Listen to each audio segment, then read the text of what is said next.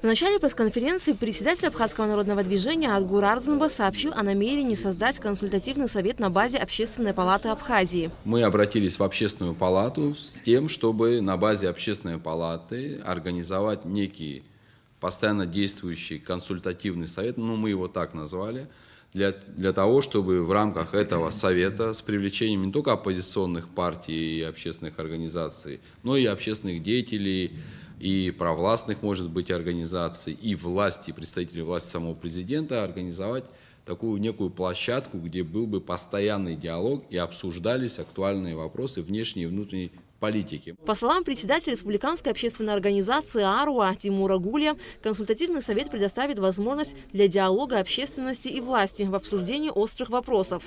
Хотим диалог с президентом на площадке Общественной палаты. Вот как Адгур Амиранович сказал, назовем это консультативным советом при Общественной палате, где мы могли бы иметь возможность обсуждать такого рода вопросы, касаемые наших активов государственных, народных. Они еще предстоят. Кроме данного соглашения, данной тематики, актуальной на сегодняшний день, я знаю о том, что встанут и другие вопросы. Вопросы недвижимости, вопросы энергетики, вопросы Мещерского заповедника. Я как-то говорил вам, там речь идет о 480 гектаров реликтовых лесов заповедной зоны Миссера. И поэтому у нас впереди очень много работы, и нам бы хотелось, чтобы руководство нашей страны напрямую имело диалог с народом, с оппозицией, со всеми заинтересованными лицами, чтобы исключить всевозможные вопросы и события. Вот чего мы добиваемся. Председатель партии «Форум народного единства Абхазии» Аслан Барцыц и руководитель республиканской политической партии АПСН Виталий Габня также считают, что создание консультативного совета необходимо. То, что предлагается сегодня, вот этот документ, он должен рассматриваться серьезно, а не для того, чтобы очередной раз отмахнуться от него, затянуть время, так скажем, да, и привести к тому, к чему они хотят привести. Возвращаясь к теме Пицунской госдачи, Адгур Ардзанба отметил, что он за соглашение от 1995 года, так как в этом документе, по его мнению, права и законы Абхазии не нарушены. Это было соглашение, которое устраивает абхазскую сторону. В том, что это собственность Республики Абхазия. Вот. Я хочу, чтобы эта территория, эти строения оставались собственностью Республики Абхазия. Адгур Ардзанба также прокомментировал интервью российского посла Михаила Шургалина агентству РИА Новости. Конечно, он высказал ряд мнений, свое мнение высказал о происходящем, в том числе о предполагаемой ратификации госдачи Пицун, вопроса этого. Я с ним не согласен. Я не считаю, что посол Российской Федерации должен вмешиваться во внутриполитические вопросы Абхазии.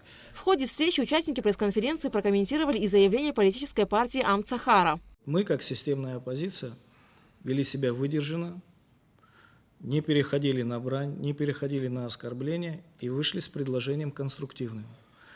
То заявление, которое последовало от Амцахара, оно было грязным, ведущий к конфронтации, и я считаю, что мы на него отвечать не будем.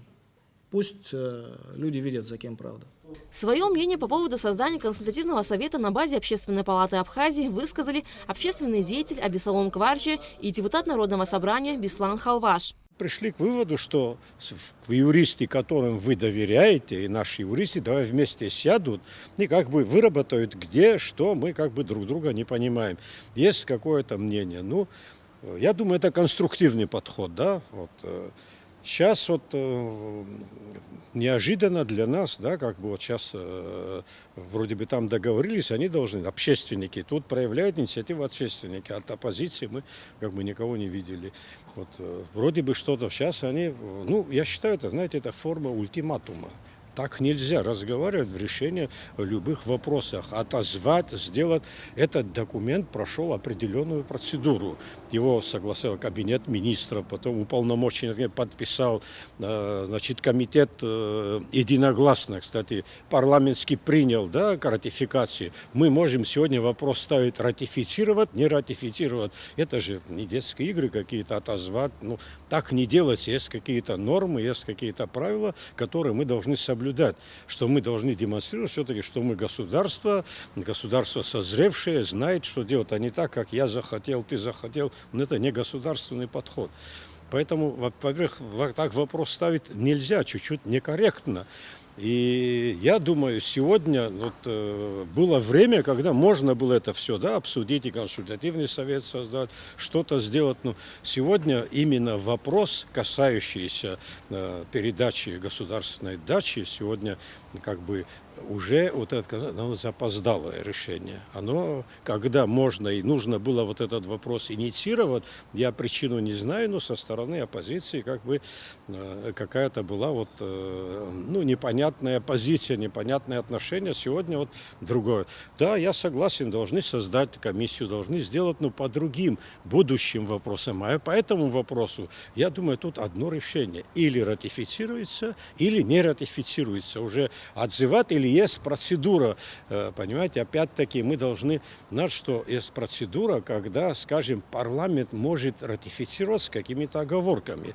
В дальнейшем, значит, Министерство иностранных дел республики пишет ноту, на основании этого дополнение к этому договору делается, снова прилагается, насколько я знаю, сейчас как и от источников, да, таких, довольно-таки серьезных компетентов, вроде бы российская сторона не возражает против этого.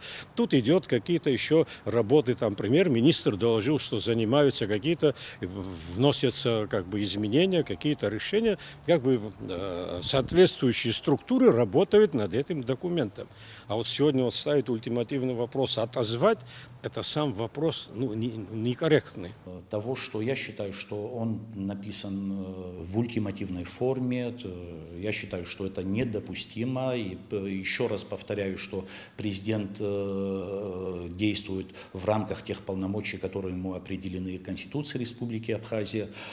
Подменять его функции никто не имеет права. В той же Конституции это прописано. Но, да, другое дело, что есть необходимость создания, необходимость принятия решения после тщательного изучения тех вопросов, которые стоят сегодня на повестке, после проведения консультаций, но ничего обязывающего и ультимативного, и ограничивающего права нашего президента не должно быть. Это мое мнение. Я уверен, что так оно и должно быть. И президент, и еще раз говорю, президент не выходил за рамки своих полномочий, определенных ему Конституцией. И я еще раз говорю, что президент должен советоваться и с оппозиционными силами, и с другими политическими общественными деятелями, но то, что было прописано в данном соглашении, оно слишком ультимативно и ограничивает права президента, которые определены ему Конституцией. Абессалом Кварчи высказался и по поводу прямого эфира, прошедшего 6 сентября на абхазском телевидении. Довольно-таки демократично, даже смело демократично. Сегодня не каждое государство вот так вот открыто, скажем, людей разного мнения, чтобы собрали в одну студию и получился диалог. Это тоже риск своеобразный. Я думаю, диалог, мы увидели позиции каждого. Мы увидели аргументацию. Я вот как гражданин рассуждаю. Мне очень понравилось, скажем, преподнесение этого вопроса министра юстиции Республики Абхазия.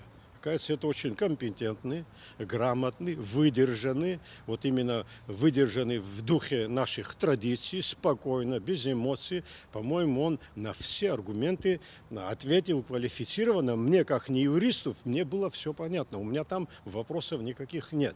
Но когда говорят многие, что мы можем предполагать, может предполагать могу предполагать я, крестьянин. Вы можете, но юрист не должен предполагать. Юрист должен руководствоваться законом, нормами, конкретными статьями, конкретными документами. Если мы говорим о серьезной политике, а предполагать, это могут на улице, на рынке люди, мы так думаем, но юристы не должны, люди должны быть четкая конкретика. Инициаторы создания консультативного совета на базе Общественной палаты Абхазии выразили надежду, что совсем скоро им удастся сесть за стол переговоров с представителями власти и обсудить текущее состояние дел в стране. Алька Трапшам Разаранди, Эсма Голанзе, Алексей Гухава, Абхазское телевидение.